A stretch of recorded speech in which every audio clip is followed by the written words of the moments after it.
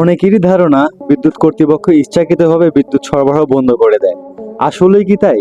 চলুন তবে জানা যাক। যখন বিদ্যুৎ উৎপাদনের তুলনায় চাহিদা অনেক বেশি বেড়ে যায় এবং বিদ্যুৎ ফ্রিকোয়েন্সি 50 হার্জের নিচে নেমে আসে, তাহলে বিদ্যুৎ ব্যবস্থা এক বিশাল ঝুঁকির মধ্যে পড়ে যেতে পারে। এমনকি দেশের পাওয়ার প্ল্যান্টগুলো নষ্ট পর্যন্ত হয়ে যেতে পারে। এগুলো ঠিক করতে প্রায় 1 বছর সময় লেগে যাবে। তাই ওই বিপর্যয়ের হাত থেকে বিদ্যুৎ ব্যবস্থাপনাকে বাঁচানোর জন্য লোডশেডিং করানো হয়। আমরা অযথা সরকার বা বিদ্যুৎ ব্যবস্থাপনাকে দোষ দিই। এখন প্রশ্ন, বিদ্যুৎ কেন আমরা বেশি করে উৎপাদন করে রাখি না? আসলে বিদ্যুৎ বেশি উৎপাদন করতে গেলে এর যে জ্বালানি খরচ, এটা অনেক বেশি পড়ে যাবে।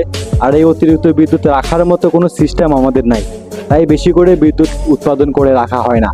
আমরা অযথাই বিদ্যুৎ ব্যবস্থাপনাকে গালাগালি করি, দেশের সরকারকে দোষ দিই। আসলে এটা না করি, আমাদের সঠিক বোঝার তৌফিক দান করুক আল্লাহ তাআলা।